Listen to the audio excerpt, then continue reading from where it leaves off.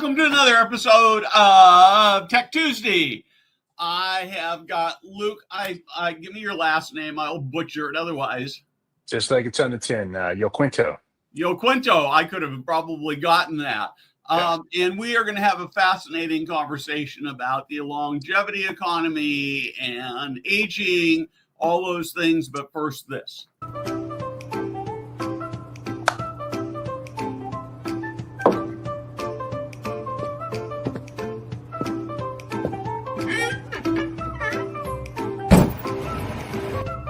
Hey guys, Steve Moran here.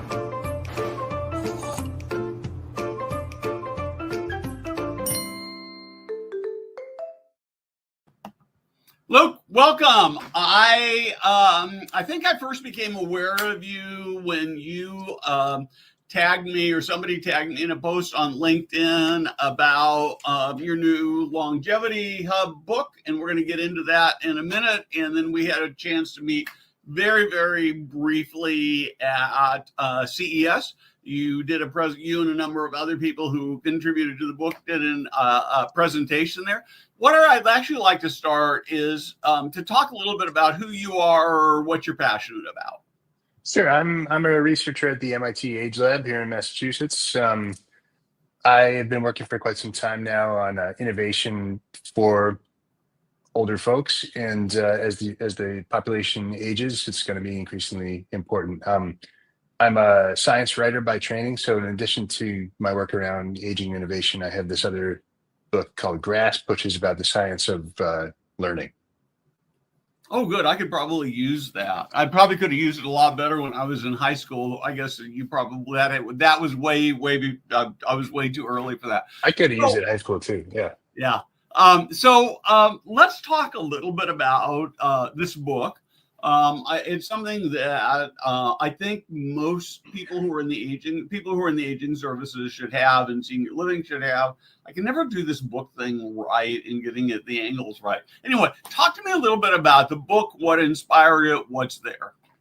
Sure. So this book is in some way the follow-up to The Longevity Economy, which Joe Coughlin, my boss, wrote in 2017. And so the idea in the longevity economy is basically that we have this enormous, growing, and incredibly important population of older adults, and getting more enormous in size and importance as consumers, with every passing year. And meanwhile, we just have a longstanding tradition in this country, and indeed around the world, where if you're retired, you're not in the place where products get made necessarily. That's often the case, or services or policies. And so if we want to dream up better products and services and policies for our aging population, we need to somehow close that loop there and get older people's inputs back into the rooms where these things happen. And so Longevity Economy, the book, so it's over my shoulder up here, is all about crossing that line, making that happen, and driving value and making life better for older adults. Longevity Hubs, so that's sort of the who, what, and why. Mm-hmm. Longevity Hubs is about the where. Longevity Hubs, the idea is if there is some sort of secret knowledge into the wants and needs and emerging wants and needs that haven't even been really developed yet by business of older adults, in many other industries and cases, we would see hotspots develop where that knowledge is concentrated. And in fact, that the knowledge is the force that creates concentration. Whether we're talking advanced manufacturing or tech knowledge like Silicon Valley, or there are examples around deep knowledge of consumer demand, creating hotspots in for instance, fine good production areas of Italy. And so our idea is, what if the knowledge of consumer demand here creates hotspots of innovation? So it started with an essay. So we're from the Boston area here in Cambridge, and started with an essay exploring what's going on in Boston. Actually, I should back up. This whole idea started because Inc. magazine ran a listicle that said Boston was the Silicon Valley of the octogenarian set, which we thought was kind of over the top. And then we started kicking it around, and we said to ourselves, there is a lot of activity going on here where a lot of people are doing a lot of things in a lot of different directions, whether it's, really advanced industries like pharma and robotics, to startups, tech startups, The startup Pill Pack came out of Boston, the Boston area, for instance. There's a lot of activity and financial services, of course, you can't forget that, and retirement planning. So there's a lot of activity here. What would that actually look like to have a Silicon Valley of aging innovation? So an article turned into a year-long series with the Boston Globe, turned into a book. And the book, at a certain point, roped in other Longevity Hub candidates beyond the Boston area, because we thought we can't just keep this to ourselves here. So it includes 9 cities or regions around the world. Plus, we treated Aging 2.0, which some of your listeners may be familiar with as an accelerator of innovation, as a sort of a worldwide virtual network. And so the book is all about just exploring, what do these hotspots look like? Is this even a real thing, or is this just some crazy idea we had? And if these are a real thing, could these be drivers of major economic competitive advantage for the company or for the countries where they occur? So, as you look at, I mean, I think right now people would accept that the bulk of the wealth in this country lives in the hands of boomers. Is that fair? Yep. And yet, if you look at, say, TV advertising, I assume this would be true for other media, they still continue to value much younger audience. Can you talk about that? Yeah, so no, it's so great that you brought that up, because of course media is a form of product. So when I'm talking about products here, I'm not just talking about doodads that sit on your desk. I'm talking about TV shows and movies. And yeah, it's so interesting. So first of all, marketing has historically, the track record hasn't been great for A, appealing to older adults, B, even caring about older adults as a consumer demographic, and C, not being offensive to older adults. But it's not, when we're talking about media, we're not just talking about marketing, we're talking about the media product itself. And so there's a really great article or piece in the book, because we collected all these great articles by all these different authors, by Mark Friedman, who's a fairly well-known author around aging innovation himself. Great article. He's talking about the push in media to recognize the importance of baby boomers and older generations. And you see it in these shows like, let me see if I can rattle them off. Hacks, Only Murders in the Building, Succession. These are shows where we've always had sort of older counter programming, like the Golden Girls, aimed at older demographics. But these are shows where you have older and younger stars coexisting, and these are not token older characters. These are co-equal stars of the show. But it's very, very smartly, I think, targeting multiple generations at once. And a lot of longevity economy innovation is going to be a stealthy kind of innovation that says X product is not an old person's product. It's a product that works really well for everyone, including older adults. And that is what I see when I see Only Murders in the Building. I see Steve Martin standing next to Selena Gomez. I see that as a very, very canny longevity product. Yep. Yeah. Well, one of the things that I certainly see is that we are seeing more and more movies that I don't know, glorify, but at least elevate. You look at Man on the Inside, right? Wildly successful. Yeah. Very, very, from a senior living perspective, super important. And yet, as I understand it, one of the reasons why the marketing folks tend to put more money into younger brands is really pretty practical, and that we older people are sort of settled in what we like. Is that a myth? Are they not thinking about it wrong? Right? Yeah, I think. Yeah, I do have thoughts on that. I think the value proposition to change a long-standing pattern. If you have a product and you're coming in and you say you should not use the product you've been using for 40 years, you need to use our product. It's a harder sell. Yeah. Because why would someone learn a new way of doing things if the way they're doing it is perfectly well? So I can see that, but part of what we're trying to do is educate people on the marketing side that it's worth the squeeze there, because there is so much consumer buying power happening in these older generations in a way that if you don't know about it, you would never even really think about it.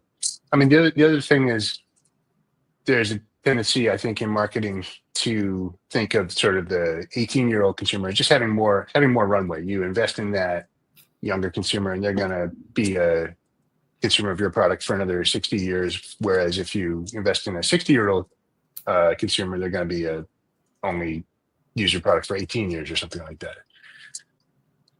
Again, people are living longer, and they're staying active in the economy for a really long time. I think there's an assumption that can happen is that consumer, as people age, they sort of disappear from the minds of younger people in marketing, and they don't realize that, like, no, older people are still in the economy. They're still buying stuff. You can't forget about them just because you've been taught that they exist in a different time and place than you. That's not right. Well, and the other thing that occurs to me is that if I'm a marketer, I'm a creator, and I make these assumptions about older people in terms of what they will consume, what they'll, whether it's products or services, it becomes sort of a self-fulfilling prophecy, right? So if we believe that about that, they're going to behave that way, which may in fact not be true. Yeah, and a big point that I like to hammer home is that products are, I said media are products, like Yep. a TV show is a product. Products are media. So if you have a personal emergency response system or something that screams, that reinforces stereotypes, if you wear it around your neck, and the way that's marketed too, that can, as you say, create a full circle situation where these stereotypes are perpetuated, and then products don't get made that make life better, and so on and so on and so on. So, I think you're right. Yeah. So the other thing that really puzzles me is I've been writing about the industry for about 15 years, and there's a woman by the name of Mary Furlong who you likely know or at least know of, and she's been putting on these longevity summits. And early on in my writing career, she invited me to come to one in the Bay Area. And the thing I was most excited about was that they were going to do this pitch fest, and they were going to have these people coming in with these new inventions for older people. And I thought, I'm going to see this amazing, amazing stuff. And there were 10 or 12 people who got up and pitched this stuff. And usually their description started with something like, well, my grandmother was not doing this thing very well, and so I went out and invented this thing to fix it. Mm-hmm. And I came away so disappointed because honestly, so much of what was pitched was maybe had a one-off use case. And the problem was they weren't actually talking to older people. They just had this idea of what they thought older people should need. Is that getting better, do you think? And how do people get around that? Let me give you a cagey answer. That's a problem, but also in any sort of pitch slam event, you remember that David S. Pumpkins sketch from SNL where they're like, it's 100 floors of frights. There are going to be some winners and losers. Yeah. But they're not all going to be winners. If it's one of these Shark Tank type pitch slam things, like a small percentage of those are going to be viable companies. But still, I take your point. This is what I'm talking about. You need, the institution of retirement often means that we have younger people coming up with solutions for people who are not in the room about what the actual need is being served. And to close that loop is going to be really important. So I do think that there's a rising tide of older entrepreneurs. I think that's part of it. And I think but this is what I'm talking about when we were talking about longevity hubs, is when you start to have this communication between people who do get it and aren't going to, sort of the classic example is someone invents a bed sensor that someone's supposed to keep in their bed all the time because we're designing for our parents, right? And what's the one thing nobody wants to think about their parents doing, right? Yeah. And so you come up with this bed sensor that nobody's going to want to put in their bed. And, that's sort of that's a classic swing and a miss. But when you have a community of people and institutions bringing those people together, often from different sectors, to be able to collaborate fruitfully, you may start to see people coming up with better solutions that people actually want. So I think, an example that keeps coming to mind is I think there's one of these inside of Apple right now. Okay. I think there's, Apple just keeps, they're not saying it out loud, but they have demonstrated that they really value the sort of 60 plus consumer. The Apple Watch now contains a fall detection, emergency response panic button. It can apparently detect sleep apnea now. And what's the other one? It's got an EKG. It's like these are all things that used to be standalone devices that you would not really want to wear around in public. And now all of a sudden it's in a watch that's not remotely stigmatizing, Yeah. And to me, that's like someone in there gets it. I'm not going to engage in any further Apple criminology, but that's somebody gets it. Well, I'm actually not a big Apple fan, but I absolutely think you're right in this case. And this is exactly where I want. I'm so glad you took me there because it's where I wanted to go.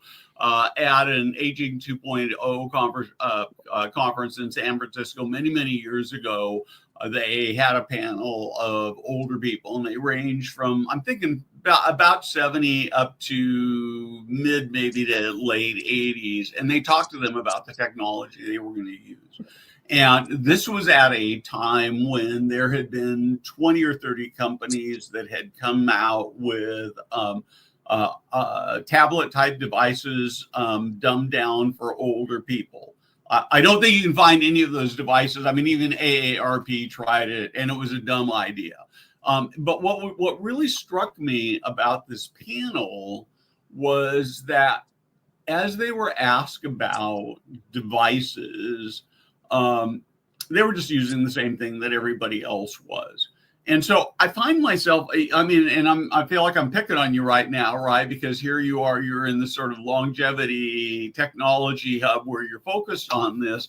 But I'm thinking, as somebody I'm 70, and so I'm an old person now, and I just expect to be using the things that everybody else was using. And just in the last day or two, I was interacting with somebody on Facebook who was sort of lecturing me because I was an old person, and they were lecturing me about stuff that they didn't get that I got.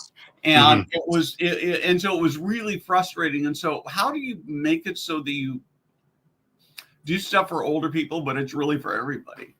This is so interesting. So there's something we came up with. So if you talk to people in the design world, they'll talk about different tiers of design. And because I'm exactly with you. A lot, this is a classic example from Longevity Economy. Was this? Do you remember Senior Foods? It's a Heinz product from the 50s, and it's just baby food for people wearing dentures. Complete product flop, right? And like they're tragic examples of products underperformed too. The hearing aid is the other example from within Apple. But hearing aids have always been less people use them than could benefit from them. Like we really want more people to wear hearing aids, and so solving that stigma problem would be a big benefit. It can even help prevent or forestall some dementia and things like that. So it'd be really a big deal if we can cross some of these lines. So universal design. Let me look around this room. So I've got doorknobs in this room, but a universal design approach is like a door handle that you can open even if you have arthritis in your hand, or you have a residual limb, you can open a handle. And it's a really good thing. Probably there shouldn't be doorknobs anywhere. We should just have handles. But it's still a tier lower than our ideal level, which is what we're starting to call transcendent design. And the reason why is I've operated a lot of door handles in my life, and usually my experience is marginally better than a doorknob, but not enough that I want to go replace all the doorknobs in my house with handles. But there are examples of stuff where like it's more accessible and the experience is so much better that you got to get it. So this is a level of design where it's better for everyone across the board, and it inspires you to go out and obtain this thing. And so, and there's sort of two ways at it. There's like, you can go aiming for accessibility and then everyone realizes they want it, or you can go not aiming for accessibility and it becomes a really important accessibility product. A great example is text messaging, which everyone uses and really important for the deaf community, right?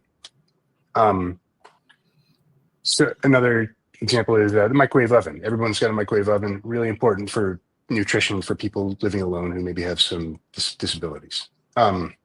But my favorite example is the garage door opener, because so back when people started having cars for the first time in the beginning of the 20th century, where did you keep your car? People started keeping it in like a barn with a barn door, but there's security issues, and you had to like leave enough room for the barn door to swing open. So I think it was, I don't remember if it's actually the overhead door company, but it might have been this. People started developing these overhead doors, but they're like made of wood and really heavy.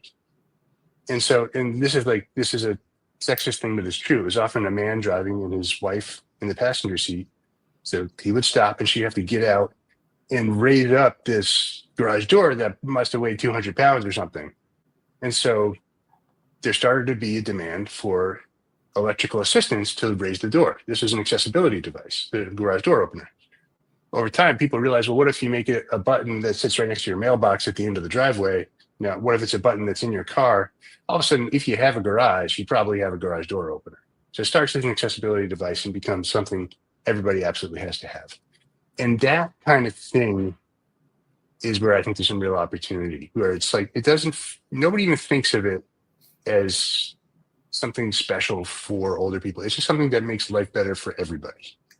Yeah, so I really love this a lot, and I'm going to come back to the Apple Watch kind of thing, right? So, as you describe it, these functions that are particularly helpful or potentially provide more advantage for an older person. I don't know. I was out running. I mean, I guess I would, from a demographic standpoint, I'd still fall in this category of an old person fall, right? But I was out running with my dogs, and this big group of fire cadets was running towards me. It's the only time I've ever seen this happen, and we were almost past them. The dog seemed to be fine. Dog cut in front of me. I went down. Well, in this case, I had 40 fire cadets who all wanted to come rescue me. I was a little banged up. It wasn't terrible, but I could have been a 30-year-old or a 40-year-old, and I probably would have still fallen. And to have a way to call for help, right, is huge. Yep. And so I think what I hear you saying is we create devices that may have some particular advantage for older people, but really they help everybody. Exactly. And I think that's a great way to think about that. So I'm going to shift the other direction just for a second. Do you think there are places where there's technology that really is just for older people, and what would that be? Yeah, it's not or primarily for older people. I realize that there are going to be some other use cases, but sure. So there are some tech hotspots. I should say longevity hubs. Back to the book. We went into it thinking about it more from a tech angle, but it's not only about tech. So actually, what we wanted to do is sort of describe, rather than have an overdetermined theory about what a longevity hub is, we wanted to kind of cast a wide net and see what came back and then try to describe what we see. And so we got a bunch of different cities and a bunch of different approaches. And so broadly, I would say there's a few different ways to slice them up, but there's two big categories. One, you have cities and regions which are looking for growth opportunities in classic aging related industries, especially we're talking senior housing and we're talking healthcare. It doesn't mean you can't have whiz bang new technology in either of those, and you absolutely can, but those are classic industries. And then we have other ones that are, and so, those are often built around bringing people in to live in those places. And you have other ones that are looking to be something closer to an exporter, where it's often tech products, and they might have their target set on the world of older adults, but they're trying to build tech products that are accurately designed for the wants and needs of people and not just stereotypes. And they're trying to export that stuff. And so you got sort of the tech hubs, and I lump in Boston. Tel Aviv is a really good example, because that's a place where you have roboticists making technologies with the user face not even in Hebrew, just in English, because they might be learning from the domestic market, but they're exporting to the US market and Europe. And And another good example is Sao Paulo, where great piece by Leila Velias down in Brazil, and there you have a group with no government support whatsoever of people just helping one another, getting on a WhatsApp group and talking about just serving, a lot of like smaller home care companies trying to be a little more online, that kind of thing, but helping one another out. It's a really dynamic group down there. So you have these sort of like grassroots tech focused hubs, but then you also have top down government supported hubs that are usually around healthcare and senior housing. And you got examples of those in Dubai and Thailand in the book, but they're elsewhere too. Thailand, long tradition of people retiring there because it's beautiful and it's cheap. And it's sort of similar to what happened with the auto industry in Thailand in the 80s and 90s, where it started out as being a place where Japanese automakers would build parts of their cars because it was cheap. And over time, the expertise developed there to make really complex and higher on the value chain components of the cars in Thailand. And that's what they're trying to do now for where it was a place where retirement happened because it was cheap. They're trying to build up a high-end healthcare system there to make a place where people can stay for the long haul. And so to answer your question in a long-winded way, there's a lot of ways to get at the opportunity here. And so tech firms are part of it. It's not the only way in. Yeah, I really like this a lot. So in sort of your broad definition, you would potentially place something like Margaritavilles or even the villages. You sort of know. Oh yeah. Yeah. Oh yeah. I've been there. Yeah. I've been there many times. I've been there too. It's really, I thought, man, I could probably live here. So there's no arguing with happiness, right? That's right. That's right. And in the senior living space, of course, one of the things that we're really spending a lot of time talking about, I think we've got a long way to go, but we're spending more and more time talking about how do we create great experiences for residents, and ultimately, even whether you're talking about tech or anything, it's sort of moved beyond safety, right? And it's a better approach. Yeah, that's right. And again, we're talking about ecosystems here, so we're talking about potentially a lot of startups in a startup pipeline, and so there's a little bit of a survival of the fittest aspect here, but there needs to be an arena where they can at least get a start and get their product out there, and then they can fight to the death. Give them a chance to get out there first, like gladiators. Yeah. Yeah, and I would say in fairness, at the AARP innovation, the hub that they had at CES, when I walked through, and I spent a lot of time there looking at the various technologies, and I know that was sort of the best of the best. I want to start by saying that. But there was a lot of stuff there that would be particularly helpful to older people, but would really help a lot of people who are much younger than that. And so it does seem to be getting much better. Okay, I've got about just barely more than a minute here. And I'd be remiss if I didn't ask you this question. This is sort of a standard question. I want you obviously have a long way to go before you would ever move into a senior living community. I kind of think that for myself. I'd like to have you dream about the kind of senior living place you'd like to live in when that time comes, when you hit 80 or 85, or maybe by the time you get there, it's 90 or 95. So the model that's appealed to me for a long time is what they have going on in the LaSalle Village. Have you heard of this? It's I know the name. It's connected to a college, and what you essentially sign up for is that you have to take courses to stay there. You have to be taking a course. That commitment to lifelong learning is really appealing to me. Yeah, it makes sense to me. I've been very open about this. My biggest complaint about senior living is that I don't want to just hang out with old people.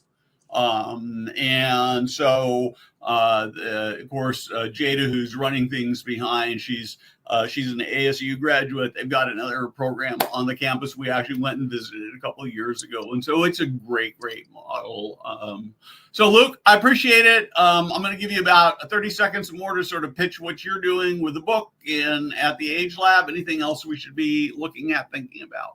Oh, sure. I mean, so the Age Lab, we're thinking systemically across sectors, essentially about what people can do to make things better for older people. And so we're interested in working with industries and NGOs and nonprofits and policymakers to think through what can be done. So that book is one manifestation, but if you want to get in touch with me, you can find my email, I think, through Steve and these folks, and I'd be eager to talk. Cool. Luke, thank you very much. I appreciate you taking the time, appreciate your passion for this. Thank you so much.